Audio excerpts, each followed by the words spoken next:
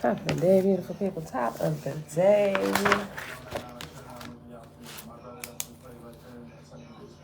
She knows that we've been there. You know, we're not yelling at her, we're not talking down to her. We're there because we're his family members, but also we're his OU family members as well. Vincent leads the Old Dominion pitching staff with 16 appearances. He has struck out 22 batters while walking just 3. OU has a 7th-ranked Southern Miss this week. And that is your morning look at sports. Have a great day, everybody. You too, Mark. It's a great day. All right, beautiful people. Happy Thursday. Zoe Batswabu. It is Thursday, May the 5th. Today my sister's birthday. TT, if you're here, hey girl, hey, happy birthday. It is May the 5th, 2022, day 100. Hold on, wait. Oh, I'm looking at the wrong column. I wrote some extra stuff in here. I'm sorry. Let me start over. Hey, Maddie. Happy Thursday. It is May the 5th, 2022, day 100 of year 4 of reading through the books of the Law and the Prophets. Another 4-year consecutive day count, day 1118. Today, we pick back up on page 64 of the OAHSPE, and then when we're done with that, we will head on to the book of meditation on page 96, and we'll read until the end of our time today. Levon, blessings. All right, y'all, so first of all, let me slide out and turn this TV down.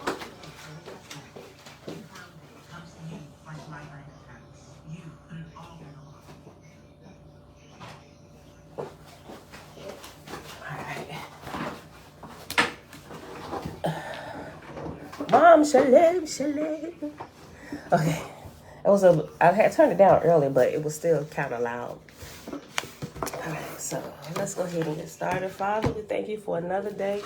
We thank you for waking us up, blessing us and our families, in our search for truth, and just in our overall daily life.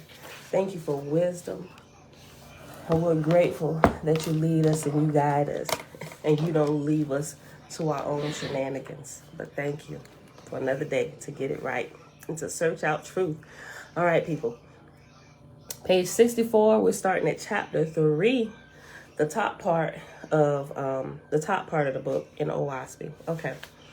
O ye angels of Hada, of the red star, and thou, O God, and ye lords, upraised and mighty, with hosts countless, and quick answering the thoughts of mortals, hear the words of Aph, son of Jehovah.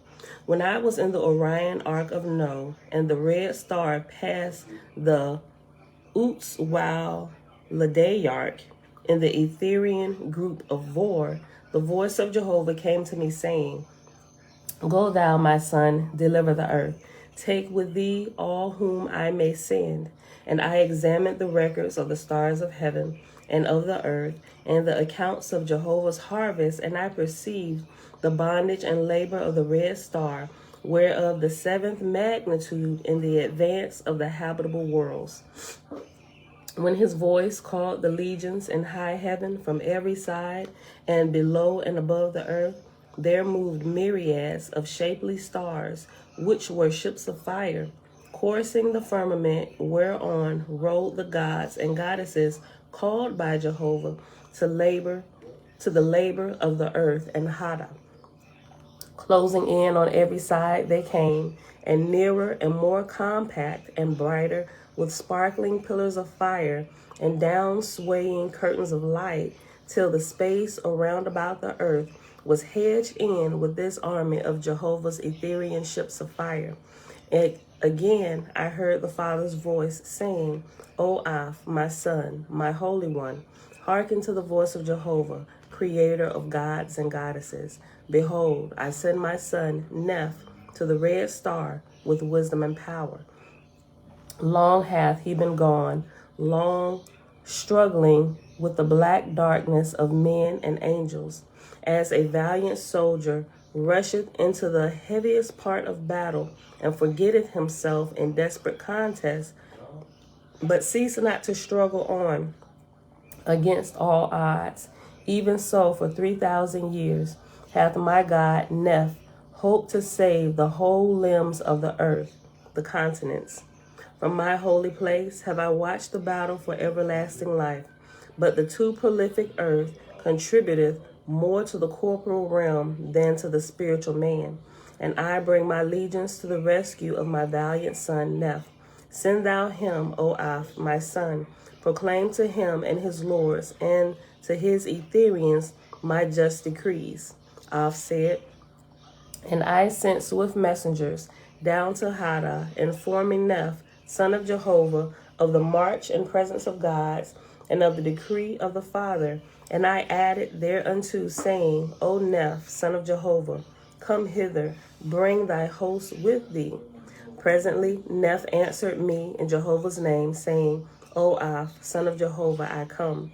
My prayers are answered. All praise to the All-Highest. Then we saw making ready in Hada, preparatory to ascending the ship of Neph and his faithful host, and that which was seen from my place was also seen by the myriads of Jehovah's vessels surrounding the earth. And my place became as a central throne to which the host now made speed swift and orderly. And in the time they came, also rose up the ship of Neph from Hada.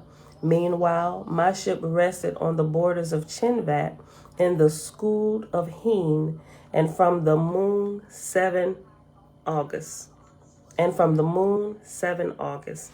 And then it has reference letter C after 7 August. A-G-U-S. Tiffany, hey girl, hey, oh great spirit. Creator of all life. Change the hearts and minds of our leaders here in Europe before World War III starts. Amen. I'm in agreement with that.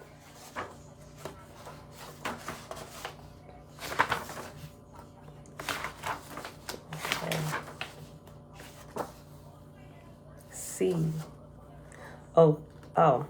And Agus is about 1,000 miles. A-G-U-S. And Agus is about 1,000 miles.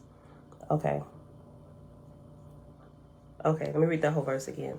And in the time they came, also rose up the ship of Neph from Hada.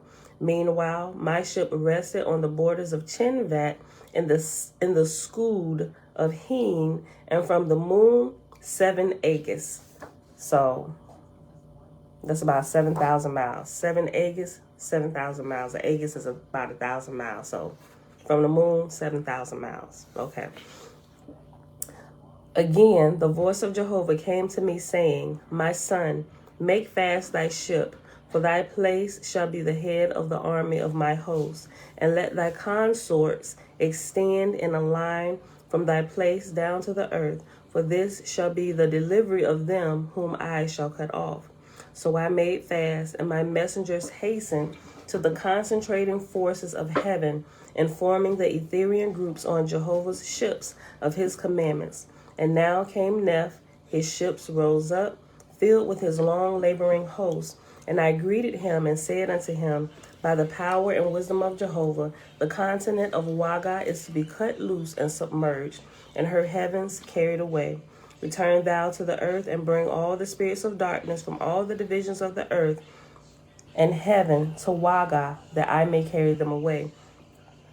Then Neph and his host viewed the imposing scene and returned back to earth. Quickly, now the ships of fire formed in line, extending from my place down to Hada, where rested Neph and his lords of the earth, whose hosts extended to all the divisions of land and water, embracing the various heavenly kingdoms previously built by the lords. And in the line of the Etherian ships were stationed the plateau of ranks, and the host of gods and goddesses took their places according to the rank of wisdom, power, and love manifested in the Etherian departments whence they came, with the 2 Orion chiefs at either extremity. And I divided the line into sections, each with 250 ships, and there were 1,000 sections, and every ship was contracted 10,000-fold, which was the force required to break the crust of the earth and sink a continent. Let me read that again. Verse 18, page 65. And I divided the line into sections, each with 250 ships, and there were 1,000 sections, and every ship was contracted 10,000-fold, which was the force required to break the crust of the earth and sink a continent. Then after continent, it has reference letter D, which says,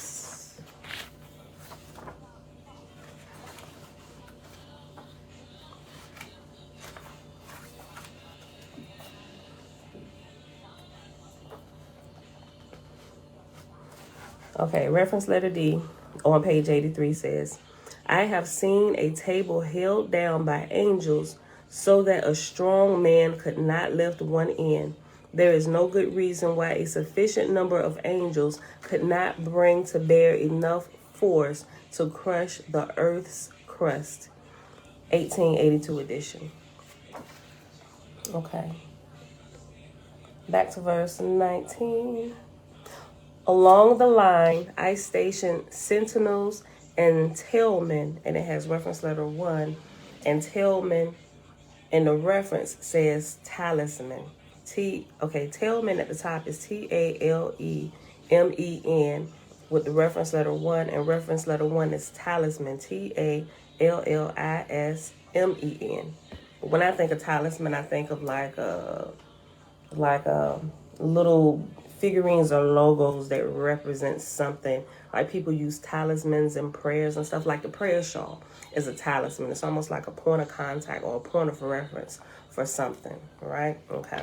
So you all look. I think I mentioned this before. A lot of stuff that they use in magic, they use it in the church as well, or even in the Hebrew roots and in the Jewish faith and all that stuff. They just call it different things, right? They're simply like points of contact for things, and everybody uses it. They just call it different things. Is my connection good on YouTube? Hold on, y'all.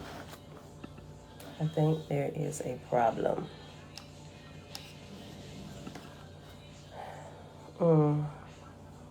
Yikes. Hold on, y'all.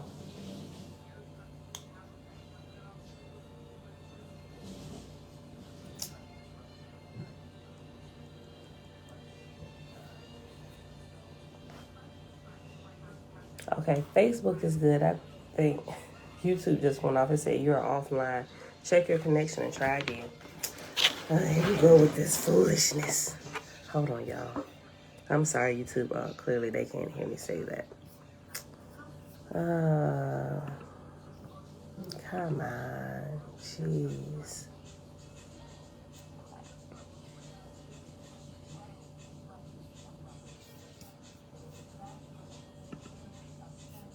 Cancel? I'm sorry.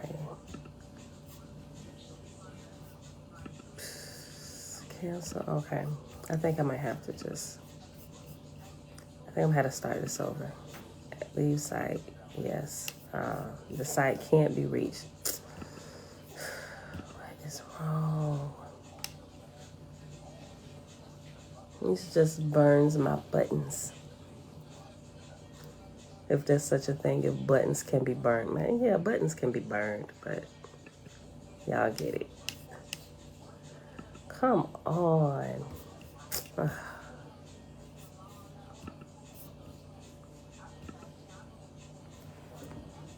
Okay, hold on. This is buffering. It's still buffering? Okay.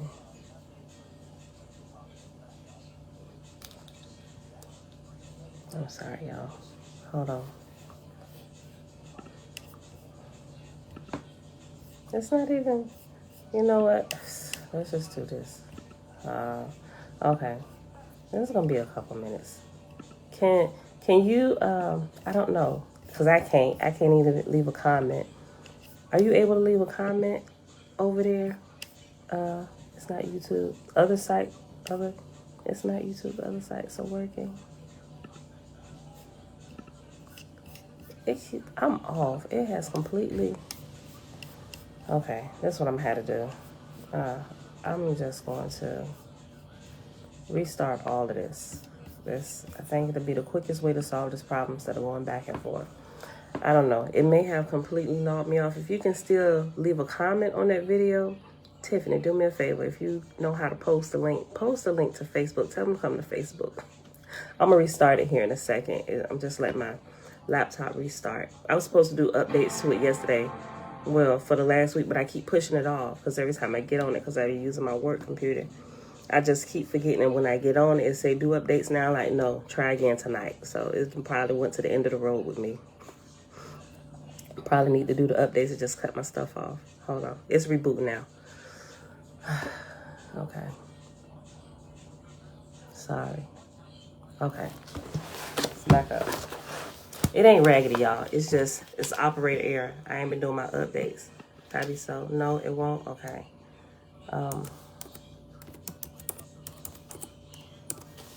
Okay. Hold on 1 second. It's going to be a new video. I'm sorry.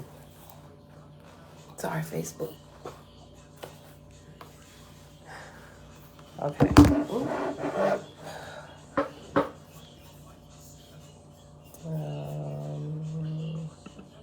Okay. Close this out. Close that out. Okay. Am I connected? Is it connecting to me to my son's phone?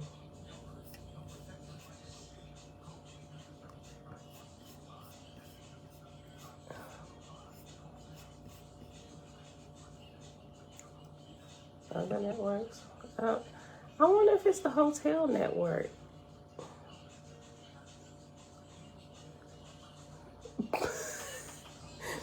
I'm looking at the hotspots. Somebody here, this must be one.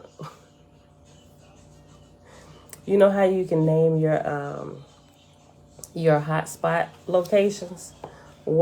This definitely has to be the hotel.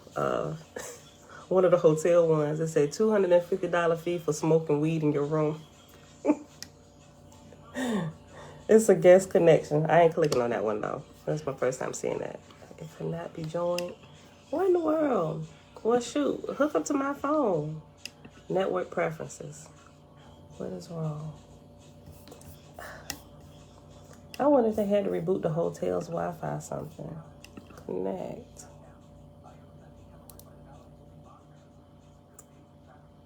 Am I connected? Okay. All right, let's try this now. There we go. Okay, I'm about to go back live on YouTube. Okay, new video. Sheesh, I'm gonna have to, okay. Let me just end this one.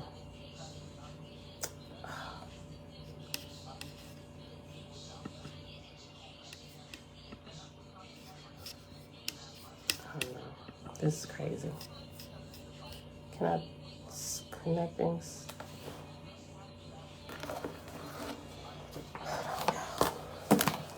I can't even see it. Hold on. I just gotta hold y'all up right here for a second. Hold on. All close to my face.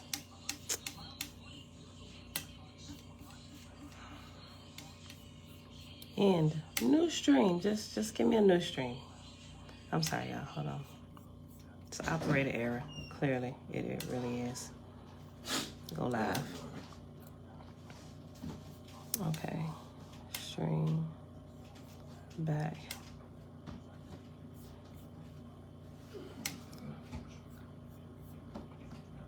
You know what I'm gonna have to do?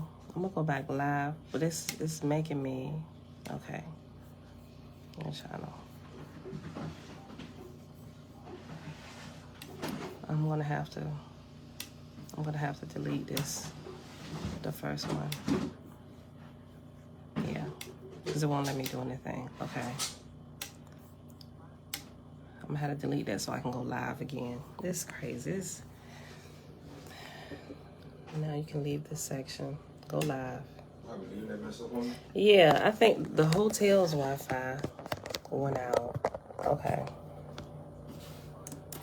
We live again.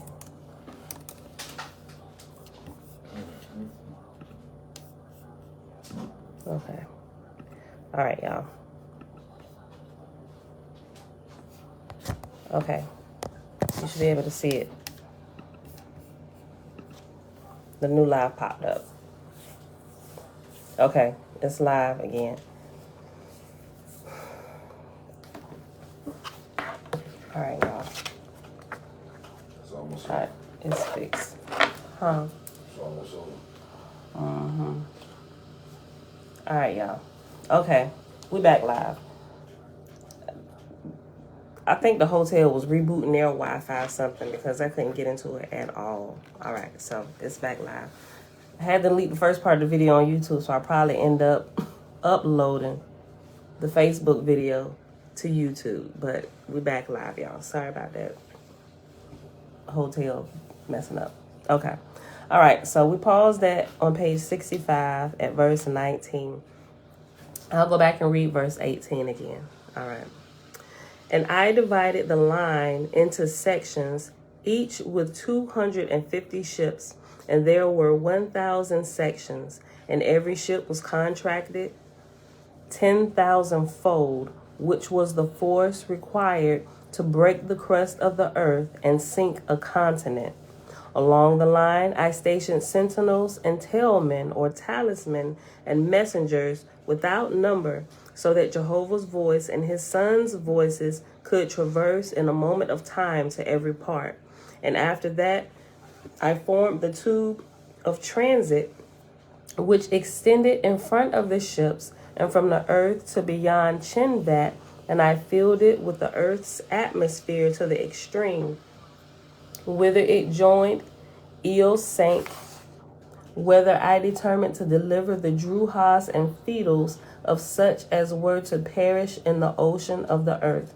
For every 10 sections I appointed 100 marshals and 1 god, and for every 10 gods 1 chief in Emmets, according to their rank in the heavens, whence they came, so appointed I them. These then are the chief Emmets, to wit. And after chief, it has reference number 2, which said it's just in the plural form, chiefs. Up here in the reading, it just has chief Emmets, but down here is chiefs with an S, Emmets. All right, yeah, it was not YouTube. I think it was the Wi-Fi here at the hotel. I had to restart the whole thing over and reconnect. All right.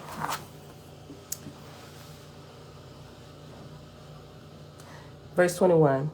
Agar of the order of Achab, son of Jehovah, in Bowich, from the corporal star Godad, raised in Ben of Aji, 70 of 700,000 years, inhabitant of Gan. Hogi, son of Jehovah, Marshwan of Hadam and Og, Nebula, 4, and Petrath, swift messenger of June, of the corporal star Alanx, of 1,200,000 years, inhabitant of Rothwalk in Hois. First, Humitavi, daughter of Jehovah, Ji-Ya'an, Udzlan in Kath, goddess of En, goddess of Ad, governess of Wild, of the corporal star Terwig, and of the plains of Exwer and Gohen, in the Etherian ark of Labis, of 1,300,000 years. Hiata, daughter of Jehovah, a nurse of Hunenbach, in 57, Aji of the corporal star Heats, a milkmaid, goddess of Luff, goddess of the plateau of Obanth, in Ethera, rank 90, and of 2 millions of years, inhabitant of Nud and Ix. Gon Leps, son of Jehovah, god of Ne, god of Aper, god of Don, god of Mu, god of Reu. Oh, he must have been real good. He got to be ruled over quite a few different places.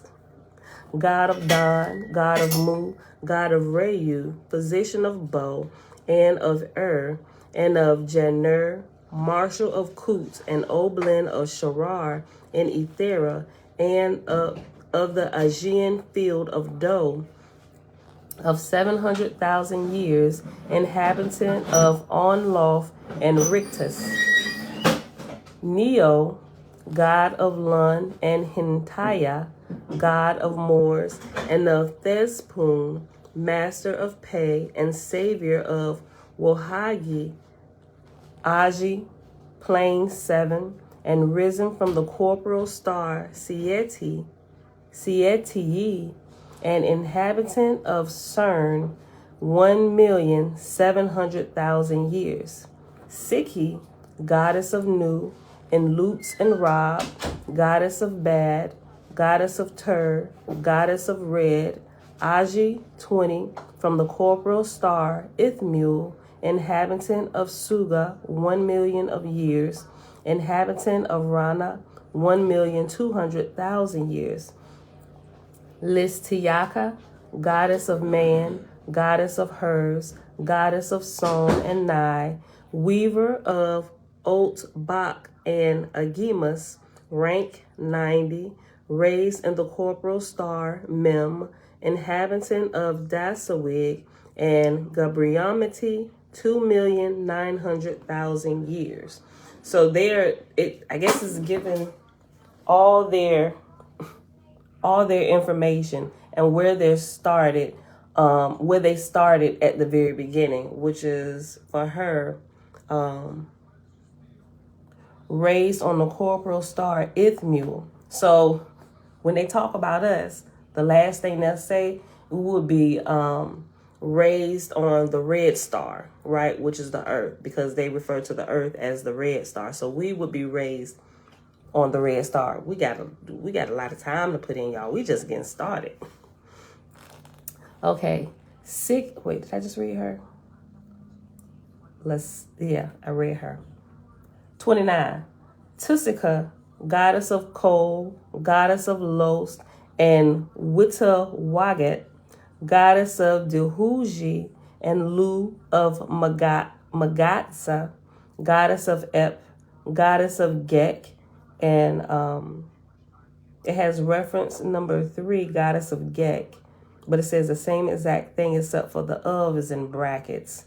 Goddess of Gek, of Hinasa Shalankia, goddess of Tur, in the Jiayan swamp of Dubakota, 55, raised on the corporal sun Nitz of the serpent Tan, inhabitant of Taye Hits Sivi, 2,000,000 years, inhabitant of Pala, 1,700,000 years.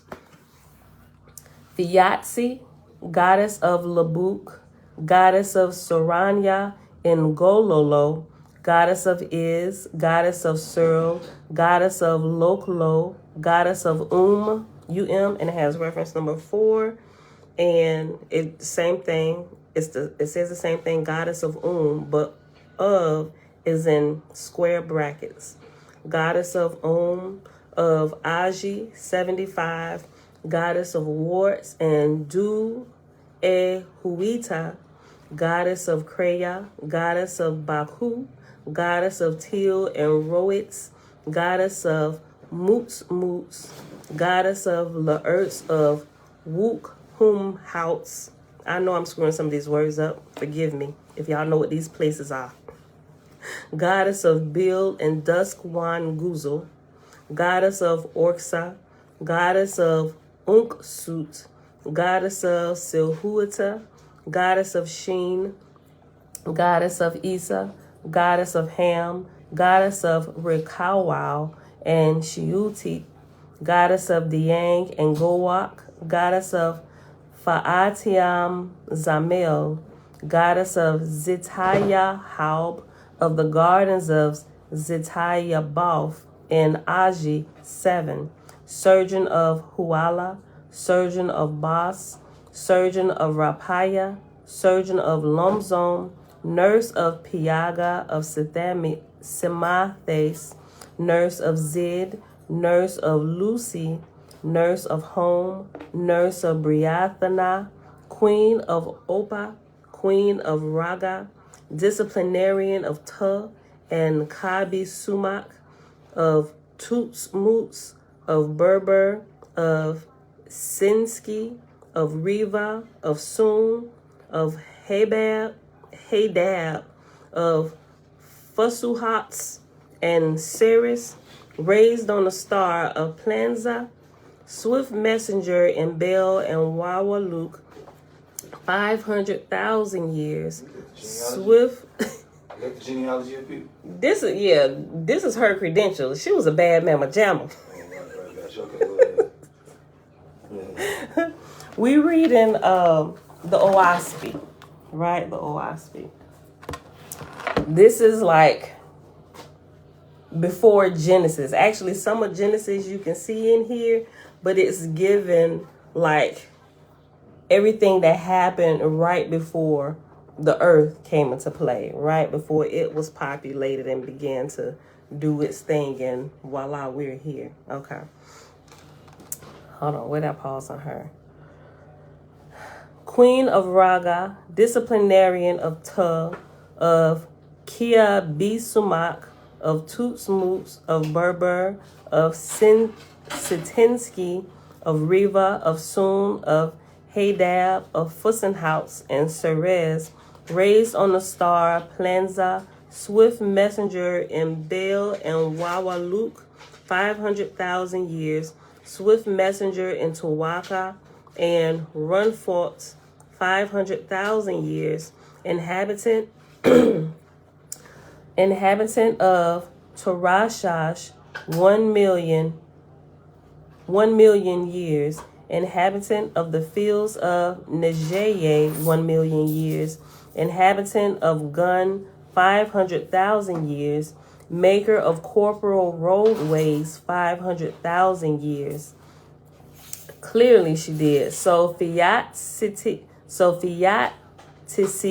outranked all other gods and goddesses and was special guest of honor to Af, chief over all the rest. So she outranked everybody, all the gods and goddesses. You can tell she's one of the oldest. Okay, so also back up halfway through the sentence, after Torashash, 1 million years, it has a reference number 5 after 1 million.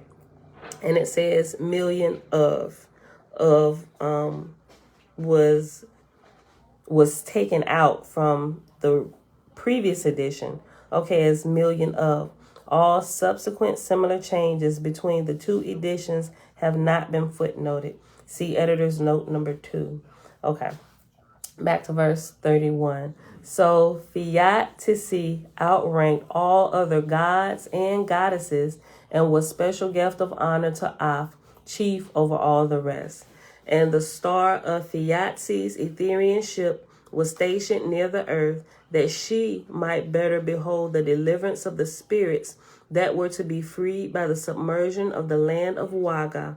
And of these spirits there were upward of 24,400 million, of whom more than 3,000 million were fetals and familiars and spirits in chaos.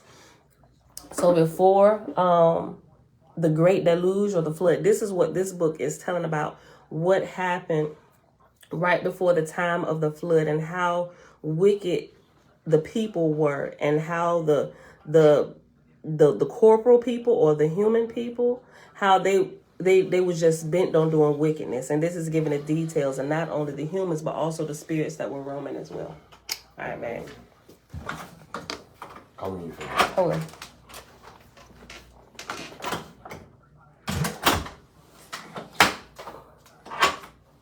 Okay. All right, so let me get my pen because I dropped it and didn't pick it up earlier. Hold on. We at chapter 4 now, on page 67 at the top. Okay, and if you don't have it, if you go to the Meg Shalom, if you go back in the videos, like click on my channel and click, you know how it has home and then videos, click videos, right? And then you can, it's labeled, the first one we read, and I give an overview, but also if you go to the community section, I'll post what it is. I did a really good overview of it, and listen to the first day, and it goes over actually the first 2 days of it, and it goes into detail of this, how the information was gathered and everything, right? Okay, so that's all. I have to repeat it, but it's all there. Yeah, scroll back in the community section. How long will we be reading this? About 2 weeks? About 2 weeks. And you will see I have a couple pictures of it and explaining just a little bit, but definitely go back to the videos about 2 weeks ago. In the title, it has OAHSPE first day reading, something like that. Start there, right? And those next, I want to say 2 or 3 videos, it goes into detail because we read through the preface and the introduction, how all of this came about, how it was gathered. Okay. All right, y'all, we at 15 minutes? Oh, no, we're not at 15 minutes. This says 15 minutes because what time I at? You know what?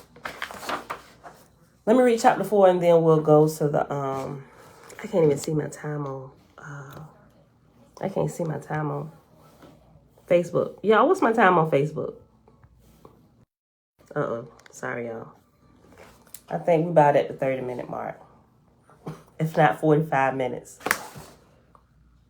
Let me read this last chapter. Let me read chapter 4. And then we'll jump to the meditation book real quick. Okay, chapter 4, page 67 at the top. Jehovah said, my son, put a wall of pillars of fire around about the land of Waga. Remember, Waga was the original name, but we know this portion of land that was sunken today as Pan or Pangea. Okay. Jehovah said, my son, put a wall of pillars of fire around about the land of Waga. Plant them near as a hedge is planted. For the false gods and false goddesses of Hada, when perceiving their habitation going down into the water, will endeavor to escape to Jud and Vohu and other countries. I forget what Jud was, but I remember Vohu is Africa, right? What was Vohu, y'all? I mean, Jud. Let me see real quick. All the way back, I think, at the first, my editor's notes. Jud, because it labeled the different continents their original names. And it's actually in one of the titles, too, of the videos that we did when we got there.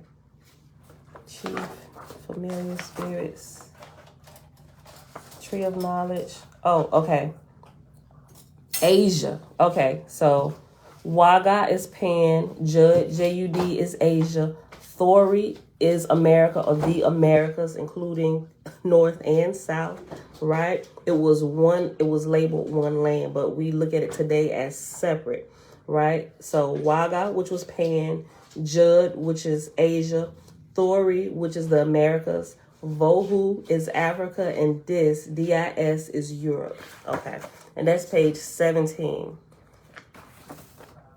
All right. I'll start over. Jehovah said, my son, put a wall of pillars of fire around about the land of Waga. Plant them near as a hedge is planted. For the false gods and false goddesses of Hada, when perceiving their habitation going down into the water, will endeavor to escape to Jud and Vohu and other countries. But thou shalt not suffer one to escape, for they have migrated to this division of the earth because of its sumptuous productions, the better to feast their evil desires. And thou shalt spread a net around about the borders of Waga, against the line of the ocean, and to the high north mountains.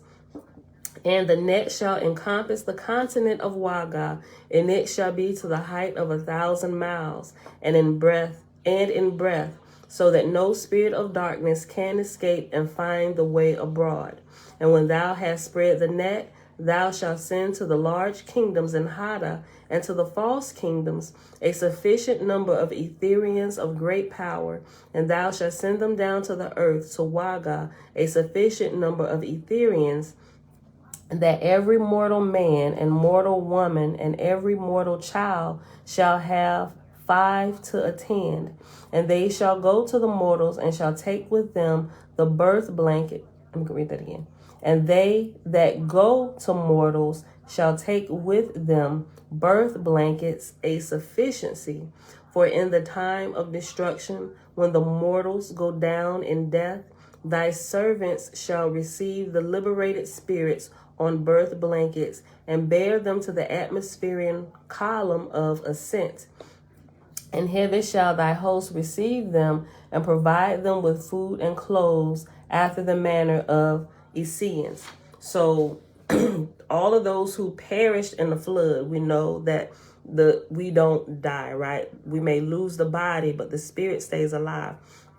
All of those, thank you, Dana, 36 minutes. Okay, all of those that died in the Great Deluge or the Great Flood, of those who lost their corporal or fleshly bodies, they didn't die. They were thoroughly, through and through, full of evil. So they were taken when their bodies died and they gave up the ghost. All of their spirits were taken to another place where they could be purged of the evil so that they can continue to grow, right? So that gives more detail. I think a couple days ago we read that. All right, so that was just a quick recap. And hither shall thy host receive them and provide them with food and clothes after the manner of S.E.X. But it shall come to pass that many mothers shall perish in the waters with children in the womb, which live by fetal, as is proper in my sight, for so created I them. Therefore, to all such fetals give special care, for they are without sin. So only the babies that were in the wombs of the mothers at that time of the flood, only they were without sin, right? Everybody else had to go to a different place to be purged. He said, because y'all down here screwing my kingdom up. Y'all tearing my house up. We need to do something about this. Everybody going on punishment, restriction. We're taking everything away, even your body. We need to start you over. Hold on. But it shall come to pass that many mothers shall perish in the waters with children in the womb, which live by fetal, as is proper in my sight, for so I created them. Therefore, to all such fetals give special care, for they are without sin. And when the mother is dead corporally, and the fetal also, bring hence their spirits, but together, and provide a volunteer angel of fetal power, and deliver the infant spirit to her to be nurtured until the proper time of weaning, and provide in the same place a home for the mother of the child, that she may inherit its love and mirth. When the voice ceased, son of Jehovah, looked about over the host as if in search of a sign that the time had come. But again Jehovah spake, saying, in the misfortunes of a fallen world created I food for the warm love of my Etherian goddesses. Behold them here about in millions, every one in hope of receiving a prize of that which was lost in darkness, to raise up sons and daughters who shall rejoice in everlasting paradise. Think not that I gave the talent of love only to a mother for her child, and there the talent to end. For as the talent in its incipient age bindeth her soul to her child, so doth the same talent in my goddesses overspread a helpless world.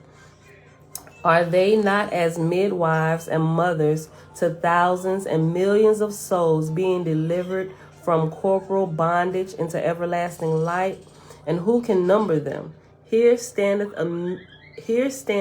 100 million come from Lagos, 100 million from Enopta, 200 million from Karduk, and 100 million from Buchk, 200 million from Nin, 250 million from Luthwig, 100 million from Pede, 200 million from Raig, 50 million from Navis, 200 million from Dak, and 250 million from Od. Bella, turn that down a little bit, please.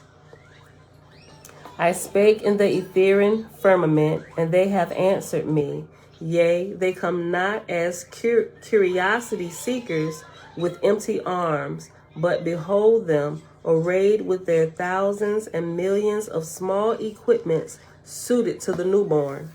What thing is there under the sun they have not remembered to bring with them in some part for a regimen or drapery, to rejoice the souls of them that are to be cut off from corpor?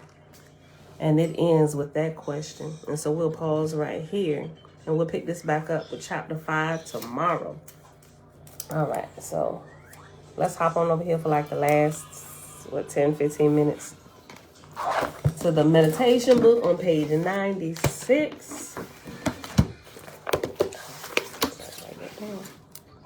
64 on page 69. All right, y'all. I'm gonna have to upload the Facebook video today, y'all, to this, because it cut off the first part of the reading because of the Wi-Fi was acting all squirrely. So all the comments will be lost today for YouTube because I want the full video to be up there. Otherwise, I would have just did it in 2 parts, but I couldn't restart it unless I deleted the first one that we did. It's weird. It's probably operator error. I'm not going to say it's the craziness of YouTube, but I figured out how to do it. All right, so it'll be like it's a fresh upload, but it's the same video from the day. And y'all hear me saying this about the cutoff. All that stuff is captured in the Facebook video. All right, so we paused on page 96 down at the bottom. And the new section is called Integral Yoga, right? Let me go back up. Let me go back up one little paragraph just to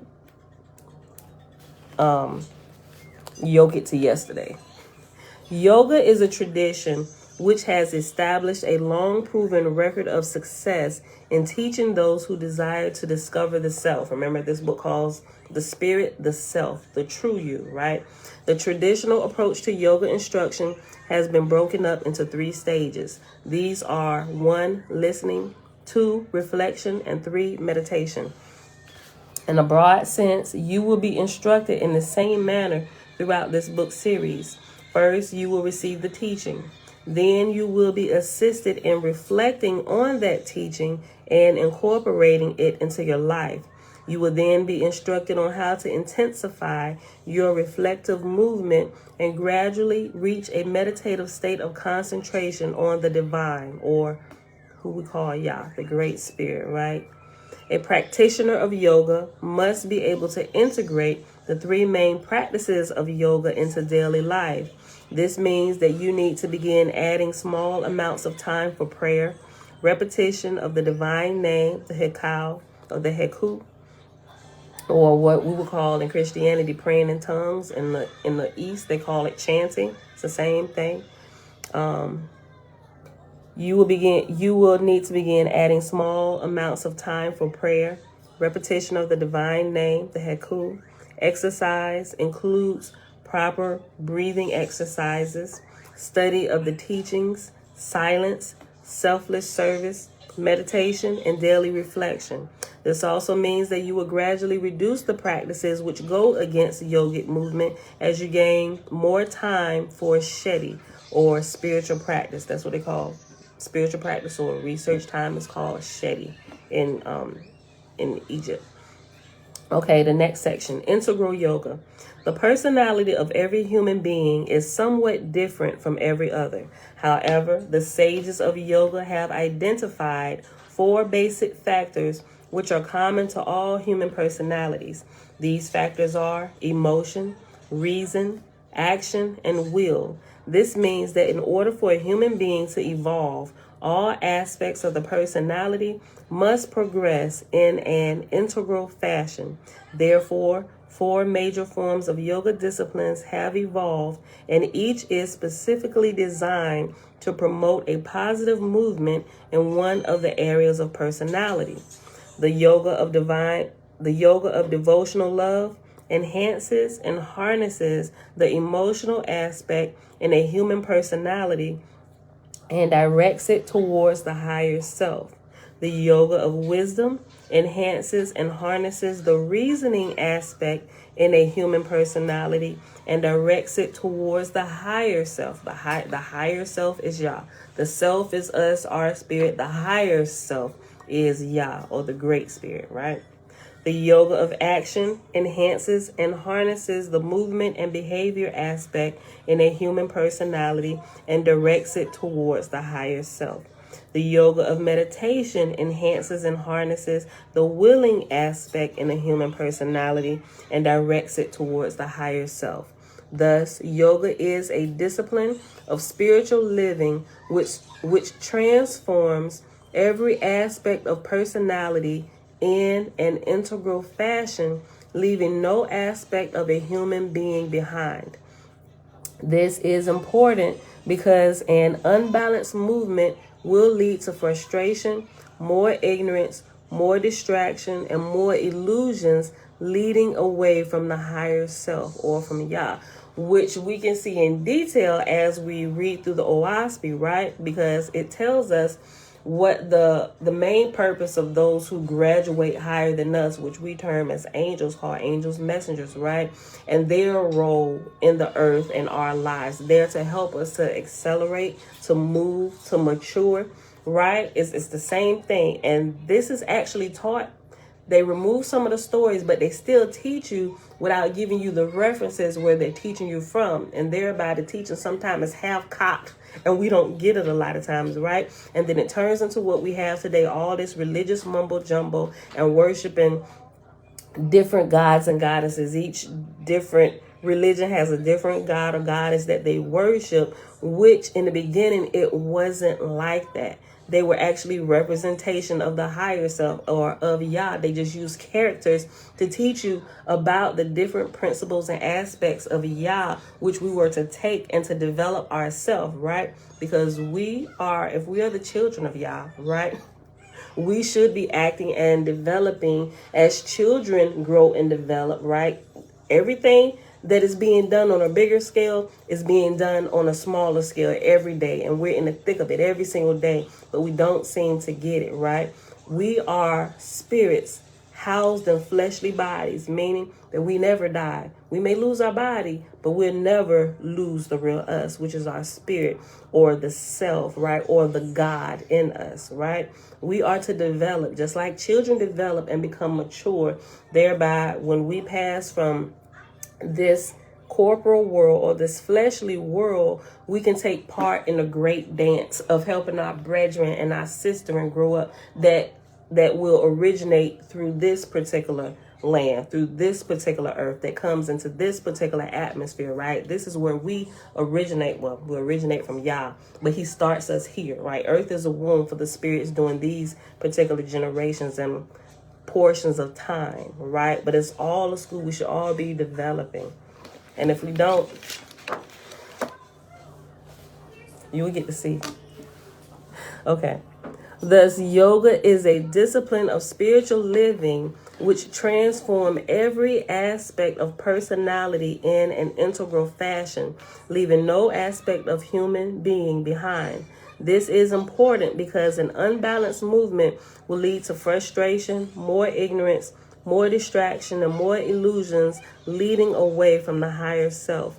For example, if a person develops the reasoning aspect of personality, he or she may come to believe that they have discovered the higher self. However, when it comes to dealing with some problems of life, such as the death of a loved one, they cannot control their emotions, or if they are tempted to do something unrighteous, such as smoking, they cannot control their actions and have no willpower to resist. The vision of integral yoga is a lofty goal which every human being can achieve with the proper guidance, self-effort, and repeated practice. There is a very simple philosophy behind integral yoga.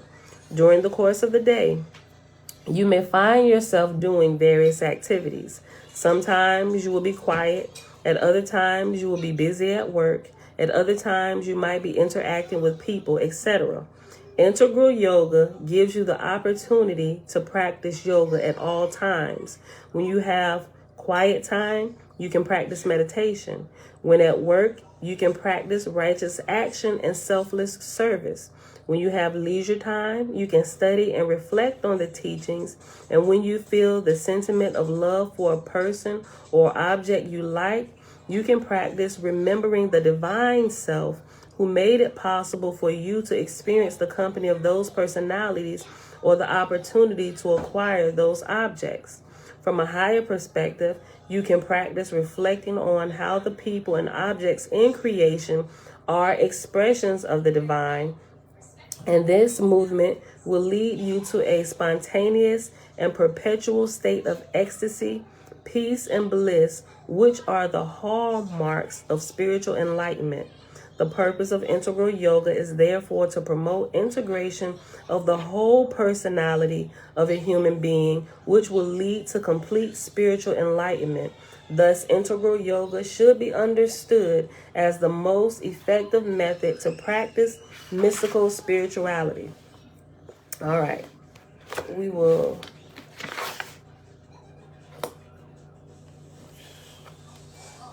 Okay, we're going to read this next little section right here, and then we'll pause. The search for true happiness and inner peace. Popular culture holds that happiness comes from hoarding objects and wealth, as well as from promoting situations which provide pleasure and outer prosperity. Upon close reflection, it will be quickly noticed that this is an illusion. Have you ever met anyone who was really happy all the time? Even those who seem to have everything they want in life are never satisfied. They are ever restless and unfulfilled. Look at your own life and reflect upon this. Objects, money, and people do not and cannot bring true happiness or peace. In the end, they are fleeting. True happiness and inner peace come when there is detachment from objects and sentimental worldly relationships, be they considered pleasurable or as sources of pain. Consider your sleep time. When you turn away from the world and your ego personality, do you not experience peace and tranquility, such as nothing you can experience in the world of human experiences? Yet people continue to search for a true source of peace and pleasure through ego-based experiences. This is because of a lack of reflection and the distraction of the mind. True peace and fulfillment can only occur when there is steadfastness in the inner self and no leaning upon illusions, externalities, desires, egotistic feelings, or sentiments, etc. When these qualities have been developed, peace and joy can be experienced at all times, such as in a sage. True happiness and peace is experienced when the mind is not affected by the waves of desire, pleasure, or pain. True happiness and prosperity are inner treasures which are to be discovered within the heart and not in the outside world. The goal of leading a meditative lifestyle is to discover the true treasure of inner peace. This treasure is more important than any form of outer prosperity, no matter how secure it may seem to be. Anything outside of yourself can be lost, but you can lose anything outside of yourself can be lost, but can you lose anything which you hold in your heart? Therefore, that which is inside, the innermost reality within you, is more real and abiding than any outer development. So why do people search incessantly for worldly possessions and activities which they believe will bring them happiness? This has been the central point in the study of yoga and mystical spirituality. All of the practices of spirituality are directed to answering this question, as well as to showing the path which enables one to discover the true fountain of peace and joy. And that, my beautiful people, is where we will pause at today. I think we're right at the hour mark, if not over a few minutes. I normally keep time by looking at the YouTube time because it runs at the top. But it's at 38 minutes today, and I know we was already at 14 when my video went out. I took about 5 minutes trying to pull it back up. All right. So with that being said, that is it for today. But I want to make a quick comment about something. When it was talking about, what was it at? Oh, right here where it says, this is when a thought came to me. Yet people continue to search for a true source of peace and pleasure through ego-based experiences. This is because of a lack of reflection and the distraction of the mind. When I read the part, the distraction of the mind, I immediately had these thoughts rush through about everything that's currently going on in the world, right? I haven't really watched the news in a while. Although I check for stuff, I notice, and clearly, if anybody's ever fasted from news or all the craziness that's going on in the world, there is a certain type of peace that comes, right? Because for some reason, we tend to believe that we need to watch the news in order to know what's going on in the world, right?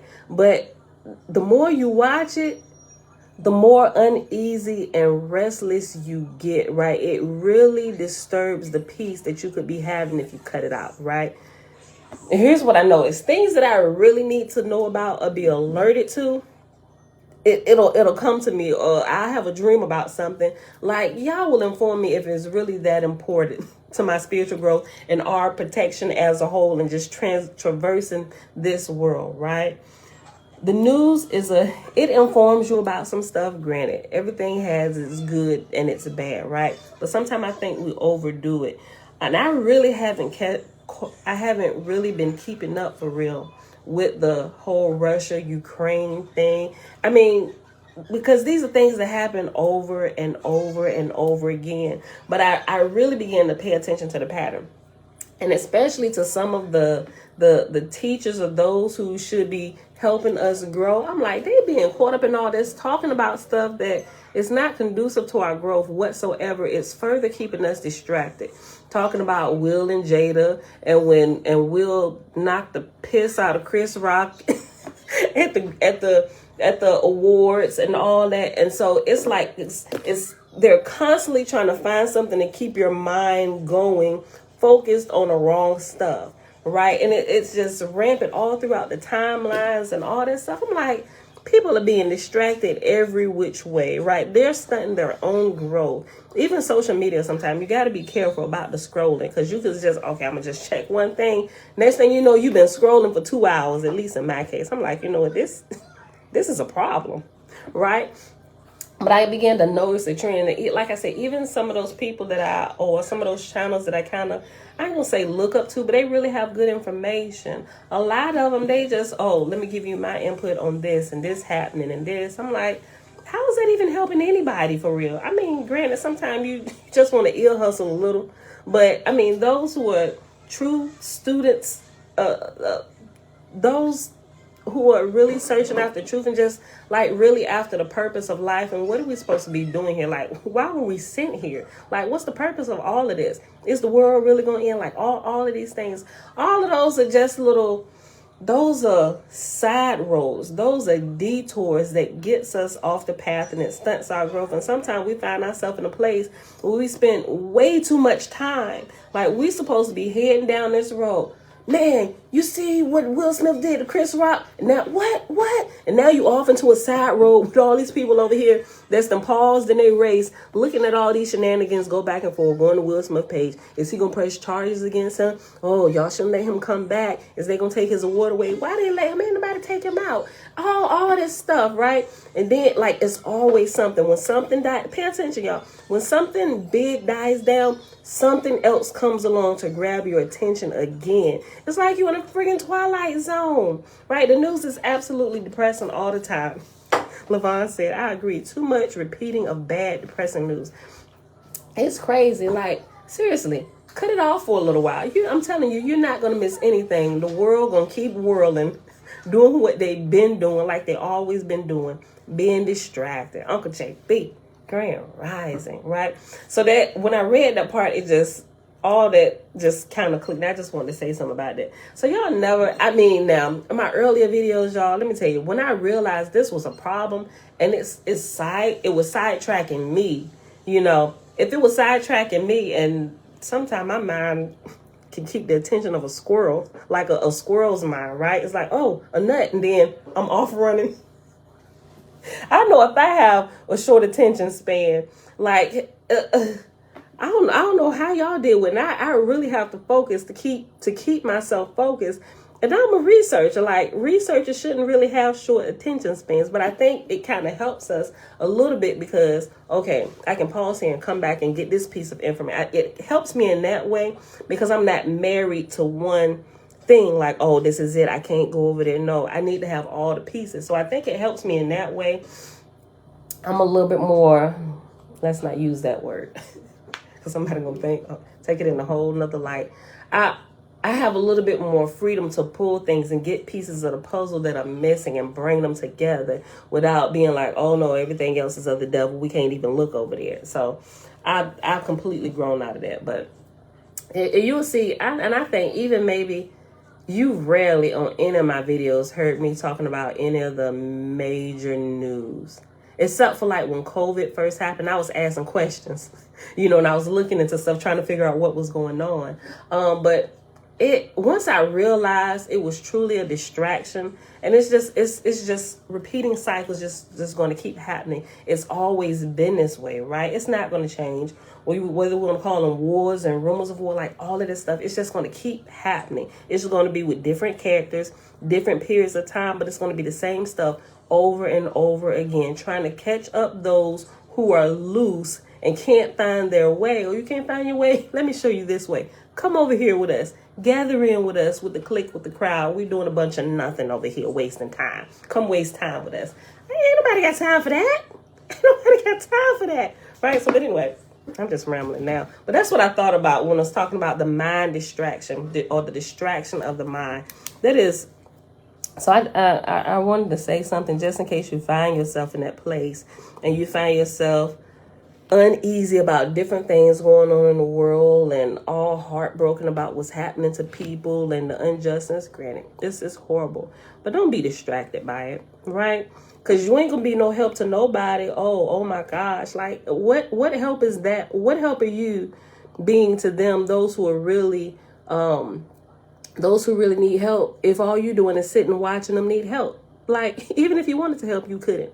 Right? You're too distracted watching them like a soap opera. That ain't helping nobody. Keep moving along the path. Keep moving. Like y'all told Joshua and Moses, what are you doing? Tell the people, get up off their face, quit crying and get moving. You're not going to accomplish anything. Everybody here whining, crying out to me, and you should be moving. Keep moving. Don't worry about that. It'll take care of itself. Get up off your face. Stop crying. Quit crying out to me and get moving. Right? So I just want to say that.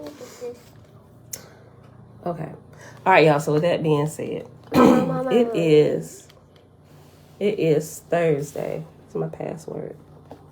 Hold on.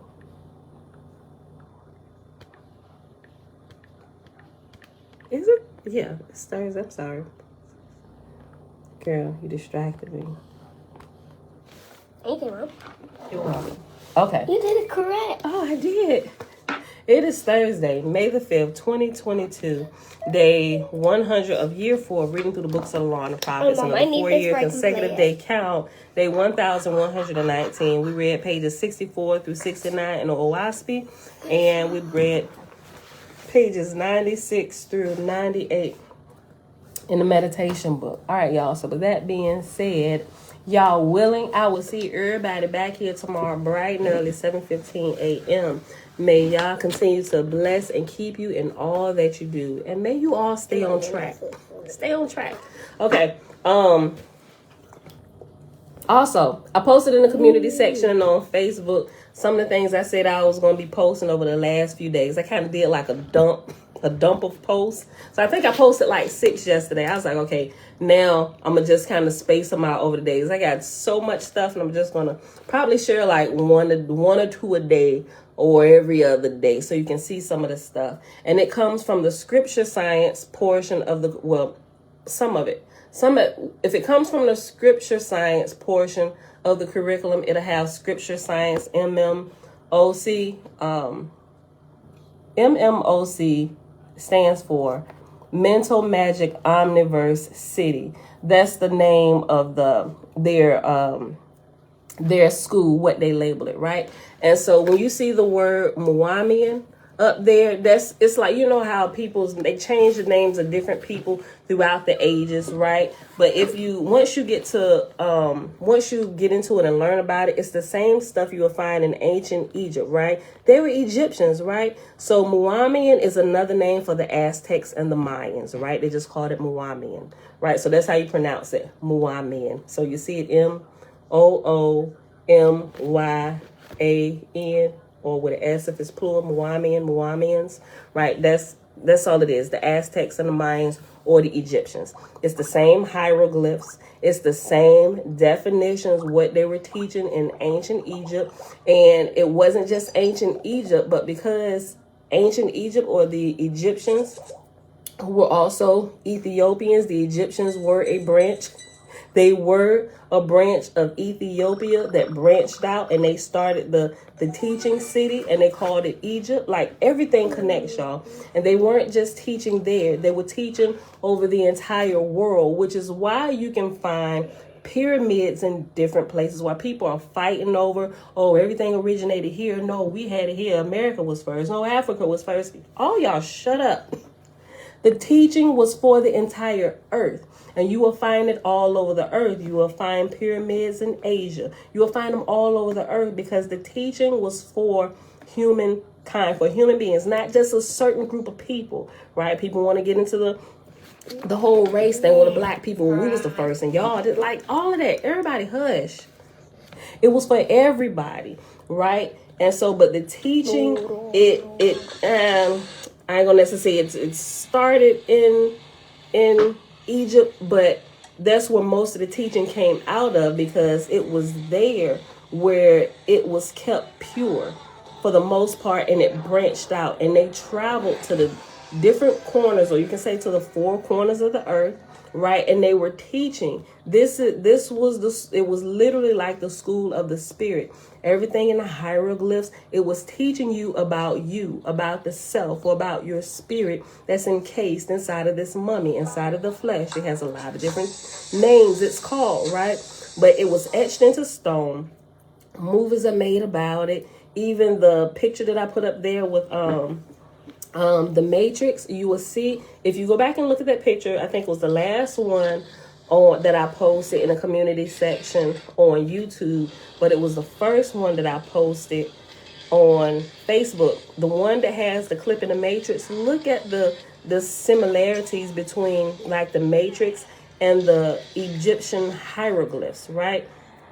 Everything that they using today, they modernized it. And if you're not familiar with the hieroglyphs, you won't even be able to pick it up. It will not catch your eye. All of the head pieces, the animals and stuff that are represented in the hieroglyphs, they teach you about what it is in your body, right? That's how they taught you. All of the hieroglyphs were teaching you about you. They gave different ones names and characters to teach you about the different aspects of our creator, the great spirit, Yah, the divine self, the higher self, whatever name you want to refer, the cosmic intelligence, the universe, different names, talking about the all, the great all, the creator of all, right? Teaching you what you were, how to develop it, the different cycles in life, the different bird head pieces represented the levels of maturity that you had reached. And they taught it, and the wisdom spread out all over the world. So no matter what part of the world you were born into, or where they shot you into to start your school of the spirit, the information was there, right? But the more time we progressed in time, and the more selfish people got, the more men and women got into power that wanted to hoard the truths to themselves, whereby they can lord over men and women. They hid the teachings, and now they call them names, and they make you scared of the names. They call it esoteric, or it's of the devil, and they put it in different places and tell you, they pit the religions against one another, tell you don't go there, or that doesn't mean anything, where it really does. And if you're too afraid, Bella, you need to turn it down. I'm gonna pop your butt, don't start. And if you're too afraid to even just go, in 1 second, I'm gonna come over there and get you. Sit your butt down. You better watch your tone. I don't know what you think this is, little girl. She been trying my gangster.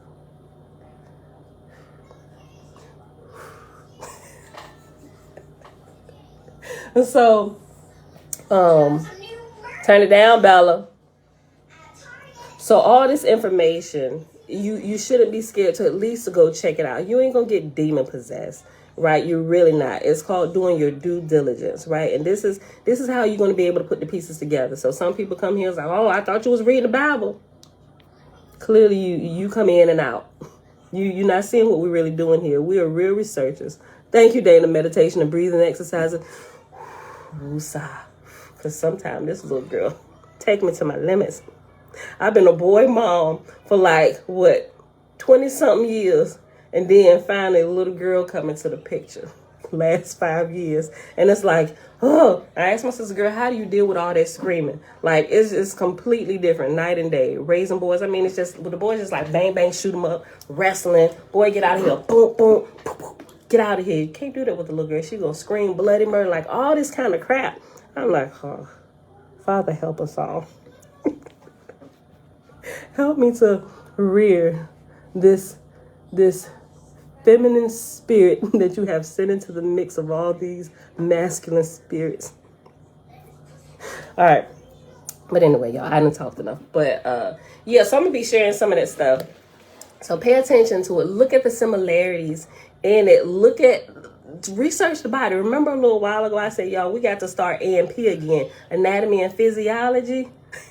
Dana, random screams for no reason, right? Okay, so remember I said we got to go back. We got to start doing a little bit of AMP, right? So if we truly learn about the bodies, right, we're going to learn about some of the spiritual principles. Once you're able to connect them, guys, you won't be able to unsee it. So with a lot of the pictures I'm going to show you and reshare from the curriculum that I have, it's gonna show like ancient Egyptian headpieces and different things in the temples, and how the temples and churches and stuff were built after our form. The pyramids, how they were built, mimicking the human form, like the top part, the head, and like all of this stuff, and everything, the way it's laid out and how it goes to the heart, up and down the spine, the sternum, all of this stuff is a representation of us. Everything is about us and who we are, but we have been completely blinded to the fact that we are here. We were sent here to learn every level that from infancy all the way up to old age.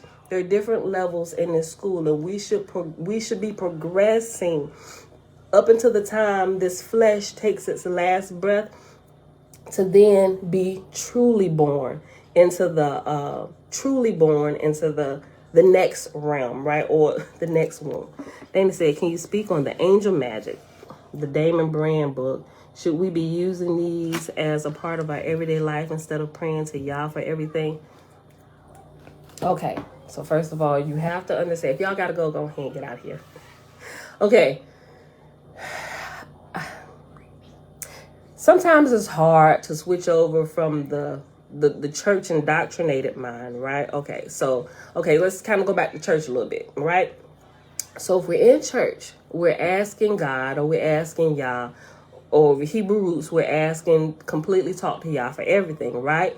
But in our understanding, when Yah answers us, either some of us think he just does it directly for us, or some of us believe that he hands down commands to angels and the angels do it. Everybody believes in like guardian angels and all these things. So they kind of teach you about it, and you pray and you ask things, and you ask Yah to surround you with the guardian angels or the warring angels or the ministering angels, all these things. You're taught about it, but you're really not taught about it where you have like a clear concept of what's happening, right? Okay.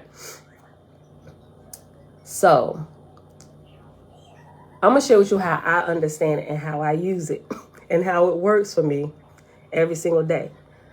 Let's just run through this again, because some people don't really know what I believe. I believe in the Creator, like if you come out of church or whatever, I believe in the God of Abraham, Isaac, and Jacob, right? He is the only God. But now that my understanding has expanded, I understand still he is the only God, he is the only creator, but I understand that what comprises our creator is everything that we are, male and female, to where people have fights. So God is a man or male, or some people fight you, God is female, God is a woman. Nah, both of you are half correct, because our creator is made up of everything that we are. We are split images and portions divided of the great creator. Not just us, but even the trees and nature and the animals, all of that. We all come out of the creator, right? Try to keep everything whole, all the pieces together. So I'm bringing all my pieces together.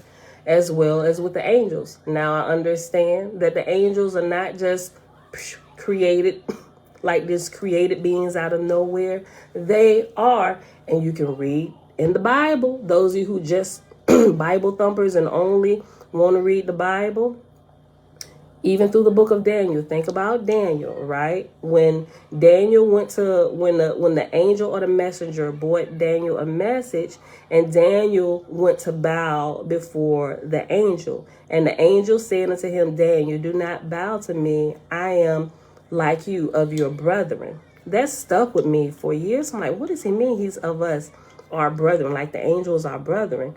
Angels are simply those of us. They used to be human, but they have continued on in the school of growth. Shalom, Lorette, shalom. They have continued on, and they're at higher levels, right? They've lost, since they're transversing the earth in a physical form, they have gone on, and they're fully spirit, right? So they no longer have a physical form, but depending on how you get, you can manifest yourself back here in the physical realm as a fleshly human being, right? Think about the stairs ascending to Pharaoh's throne with Joseph. Those at lower levels, you can only operate on that level, and those below you. But those who have ascended and graduated to higher levels, they can come back and help you. So anything that you can do here, they can do as well, and even more, because they've graduated higher. All right, so that's my thought on what angels are. They used to be human in the flesh, but they have since graduated and went on, and they're coming back to help us. A lot of times when we pray prayers, and I know this from personal experience and testing this out, I'll pray a prayer and I'll ask y'all, because sometimes I was conflicted. I'm like, okay, Father, now I know this. Do I need to still ask you, and then you just answer it with whatever angel you want to send or whatever?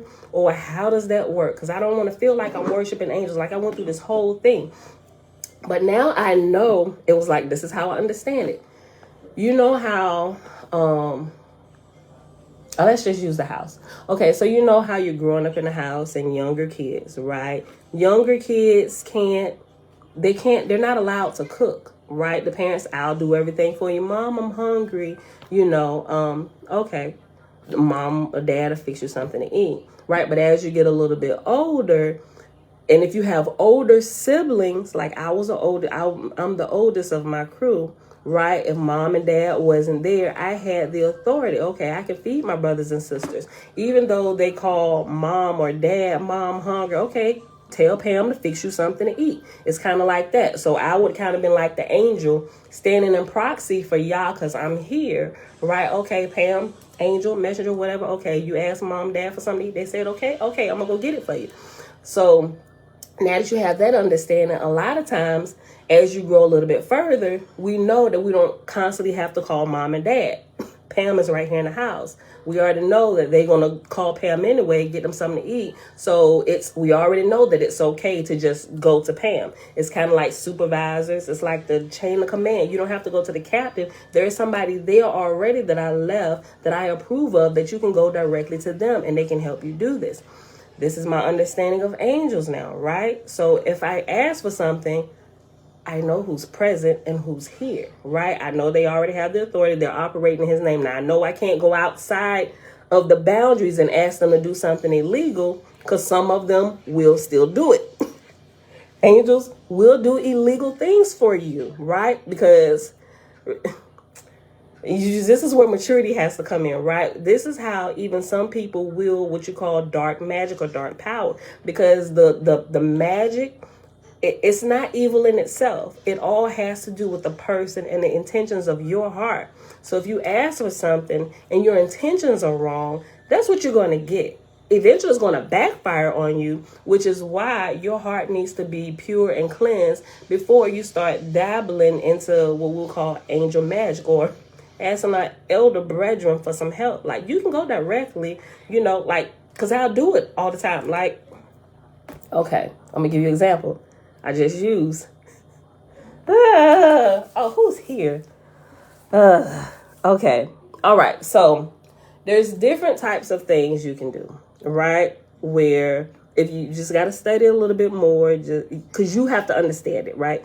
Don't take what I'm telling you and go try it, because if you haven't tested it, it's just like David going to war with Saul's armor. I have not tested this armor. Saul, like, take it all, take it, go defeat Goliath. He put it on, it's too heavy. I haven't been trained in this. I'm going to give you all this back, Saul. Thank you. I appreciate it, bro. But I'm going to take what I know, what I've been trained. I'm going to just take my slingshot and my rocks, and I defeat Goliath this way. Everybody laughed at him, but David was proficiently trained. He was a shepherd. He was a sheep herder. He fought bears, lions, wolves, right? So Goliath was nothing but a big bear to him, right? If he defeated and he was proficient with his tools that he was trained in, then that was the best thing for him to use. Although it looked like complete foolishness to us, a slingshot, you going to war with a slingshot, bruh, go ahead and make his grave ratch now. Right? But that David wowed the entire king's army because he defeated the giant that everybody was afraid of. They were cowering. He beat him with one rock and his slingshot, right? It's the same thing. Same thing with learning about this stuff. I spent time learning about it, testing it. I can tell you and show you what I did, but I don't recommend you go do what I did unless you've actually tested it out and you've made it personal, okay? So let me just share with you what I did. In the process of us purchasing our home, we're in a closing process. Clearly, you can tell our background has changed. We've checked out of our last house, right? So we've run into an issue. Well, we ran into an issue.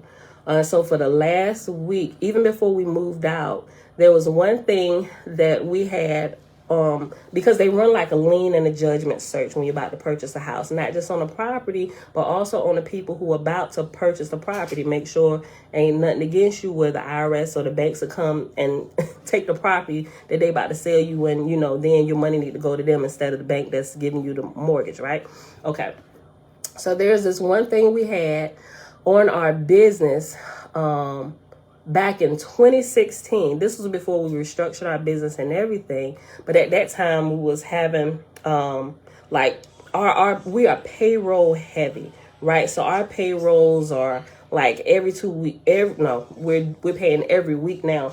But at that time, we were doing payroll every 2 weeks, and every 2 weeks our payroll was like $15,000 every 2 weeks. So $30,000 a month in payroll we're paying. Now that's our biggest expense because we're a service-based company, right? So we were working on a base for a particular company, and they were paying us late, right? And we didn't, at this time, we didn't have all this extra money saved up in the bank. So it was like, okay, we was doing everything, because if we can't, even to our own hurt, we'll make sure our people are paid. We'll pay ourselves last.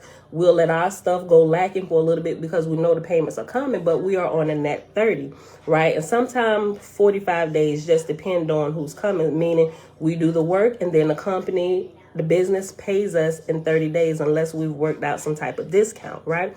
So, but this particular company, they were paying us late.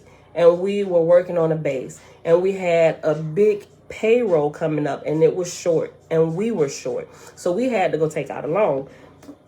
But what happened was this company paid us extremely late, which caused us to go behind. When I say extremely late, not even that year. Like, I mean, you talking about somebody pissed. But anyway, it caused us to get into the bind. We did not foresee that hardship coming, right? Now, we just think about everything all the way around. We'll never be in that position again.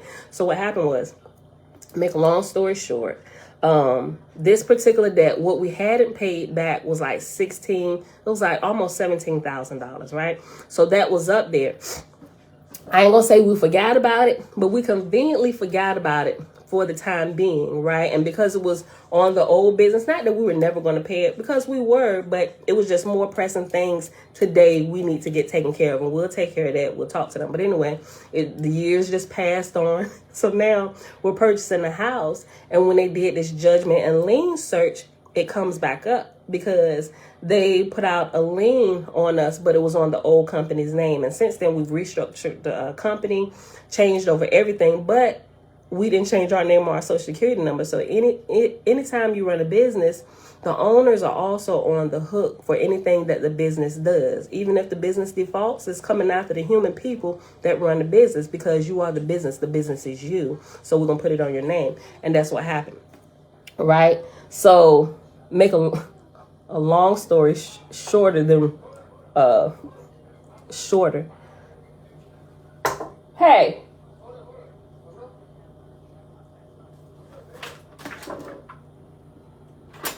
Thought that was my son. But anyway, they run a search and this pops up. I'm like, oh, it was gonna come sooner or later, and we have to take care of it, right? Because it's like we like a few days out, maybe like a week, hopefully no longer than 2 weeks out from close, and they said this absolutely has to be taken care of. I'm just like, you know what? All right, whatever. Bless y'all that we got all this stuff going on and the money is there where we can take care of it. But see, here's the thing. We couldn't get in touch with anybody, right? And it's like, okay, and we got to order this appraisal, y'all, because y'all on a short close. We should be on a short close, and we can't order the appraisal until this is paid. Okay, we got the money. We showed them we transferred this money to this account. The money is here. Here's the thing. We can't get in touch with the people. I was on the phone for days, calling all the numbers that it had. Okay, such and such it's because it's so old, we send it out to collections and they have it now. You got to call them. So you call them. Oh, it was here with us so long, nobody did anything, so we send it back to the original company. So now I'm calling them back. It's all this cat mouse games and stuff. I'm getting extremely frustrated. And so when I called a mortgage lender, I said, this. Look, here's a screenshot. The money is here. I never thought it would be so hard to pay somebody $16,000. Like, this is a debt. Like, who is running from this? Like, they won't even take the money. Like, what are we supposed to do, right? And this time, this was just like 2 days ago. We already here in the temporary abode at the hotel, and now we're having problems trying to pay this $16,000 to this company. Otherwise, this is gonna screw up the deal. Like, this is the perfect house, land, everything. I'm like, you know what? And I stopped. And this is where we get back to the angel magic, right? And so I'm like, you know what? That's something that I had it done. Let's do this, right? So I'm like, okay, we'll just okay.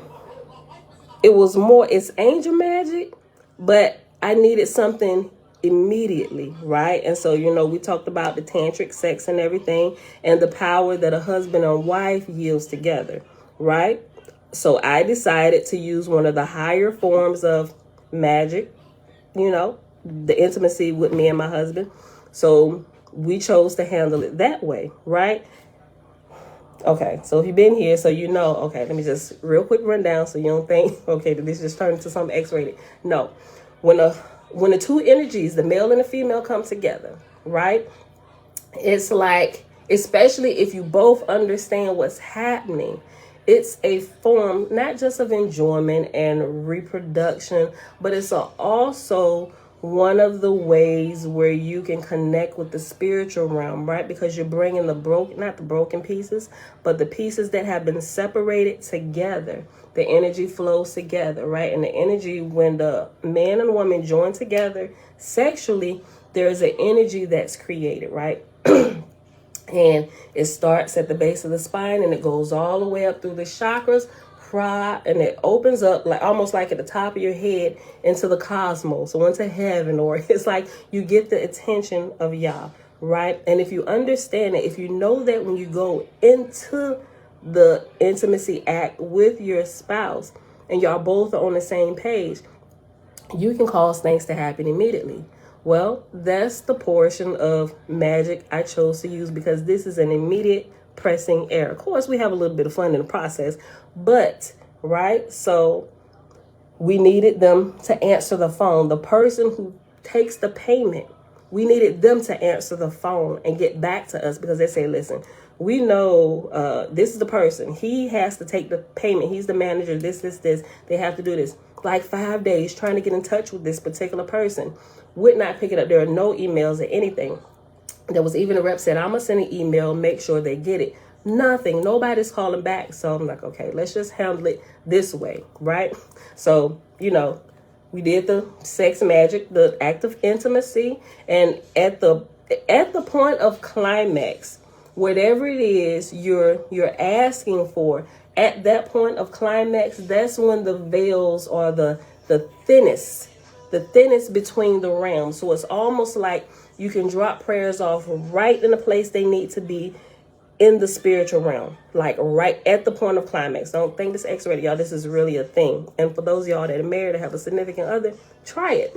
Y'all got an issue with something, try it at that point. And so what you would do, here's just kind of how we do it, right? So say, okay, this whole situation, maybe just, you ain't got to make it all elaborate. Just pick one word for this situation. Like if you want to say, I don't know, this whole situation, we want to give it a keyword like home, right? That's the word we're going to say, already deciding that this word comprises of this whole thing that we need done. So at the point of climax, when the veils are the thinnest and open, we just say the word home right there, right? Climax, home.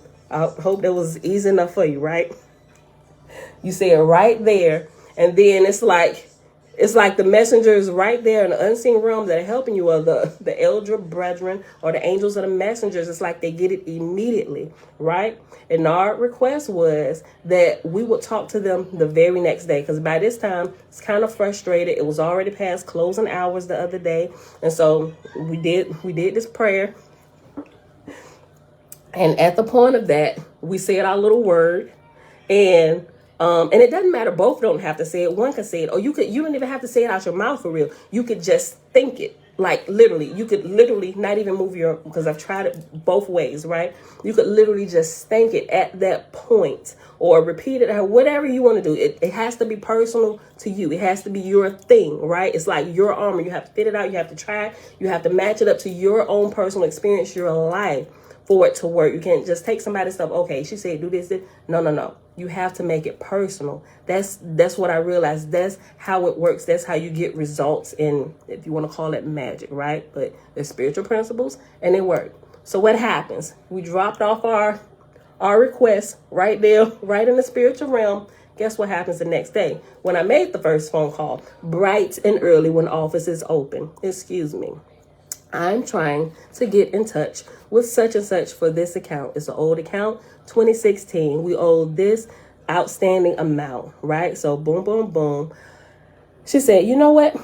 I know this person. Let me walk right to his office right now for you and get him, right? She said, we'll give you a call right back.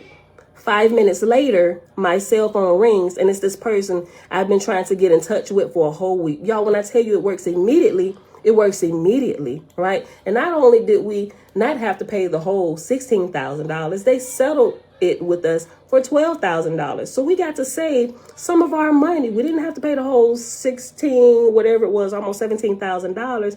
They settled it in full for us for $12,000. We'll get you the letter. Matter of fact, I had an immediate receipt, and we're going to submit to the state for the lien release, or the satisfaction of judgment, so the lien is removed from your name, right? So that's just an example of this. When people, they get all out of sorts when you talk about magic, no, people, these are real spiritual principles at play, right? And as you get a little bit older, mom and daddy give you the keys to the car. Some things you ain't got to ask for anymore. Mom, you 16 years old. Can I go in here and fix me something to eat?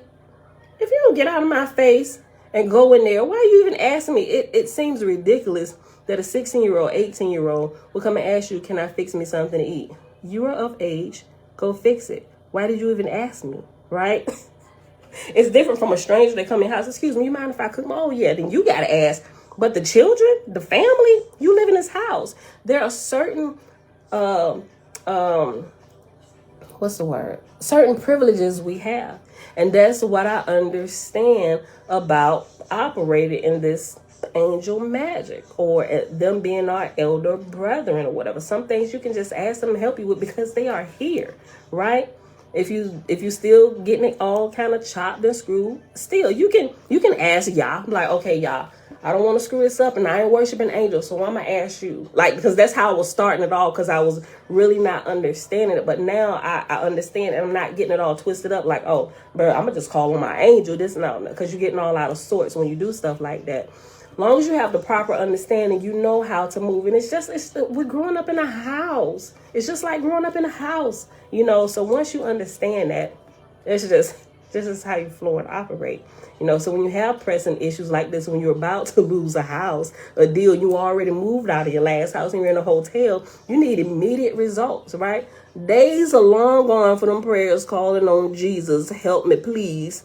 No, you should be a little bit older where you know how to move and operate, right? That worked for us somewhat when we were younger, right? And if that's all we knew, y'all knew that we was ignorant. So it's just like children learning how to talk, calling dad, or they trying to pronounce the name. But we know you talking. We know you talking to us. We know what you're trying to say. So we're going to give it to you, right?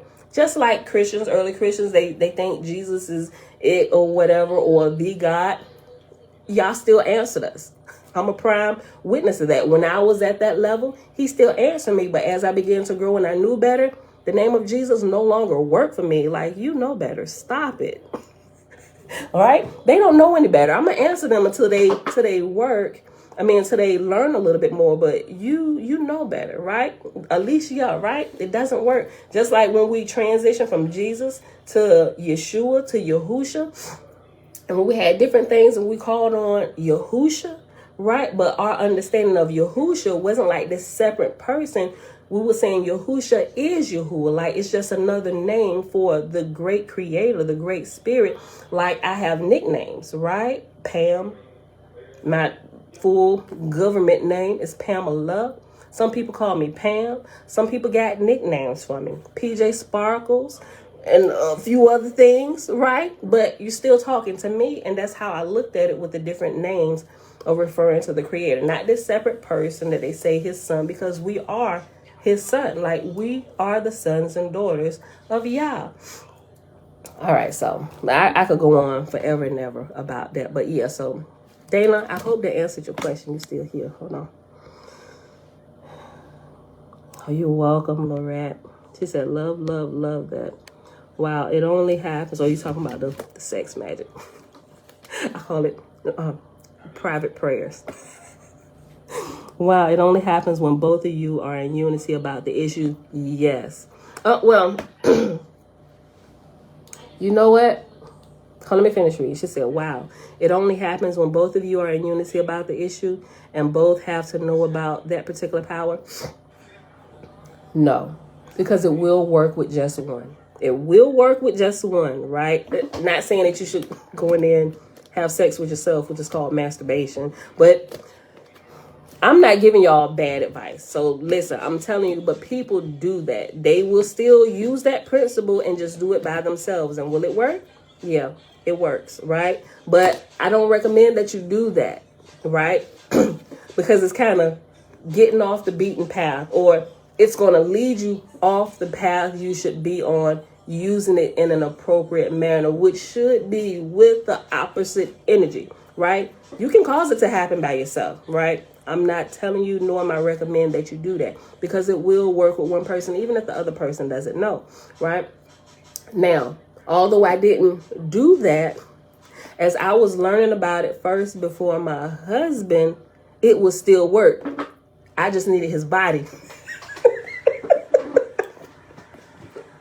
And I wouldn't say it out my mouth. I would just think it, but I would scream my request, like at that point, from the depths of my soul on the inside. And he was none the wiser. He was just there for the good time. But I was putting prayer in motion, right? So it will work, even with one person. It really will. But it's just something you gotta experience, right? Okay.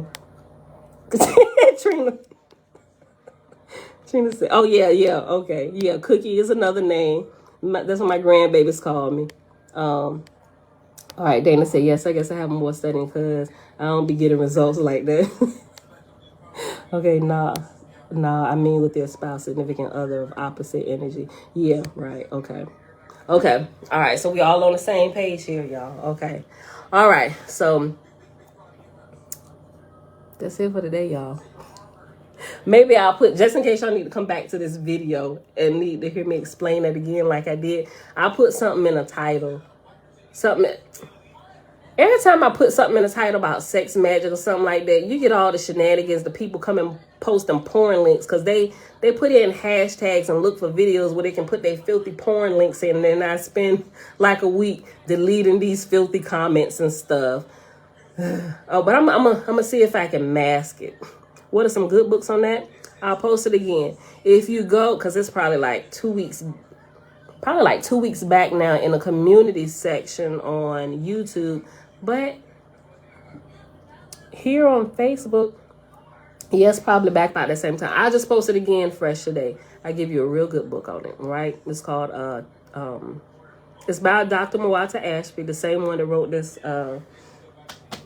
meditation book. But there is, I'm not sure that I want to share the other one with you yet, especially if, I think you need to get some solid, good information on it first before you start branching out with other people. Oh, okay. Okay, listen. I'm gonna give you 3. I'm gonna post 3 of them. Now, look. I'm gonna give you 3. 2 are from Damon Brand. Now, listen. Damon Brand's books, it's going to give you the good stuff, but he's also going to give you the bad stuff as well, right? I'm not telling y'all to go practice the bad stuff.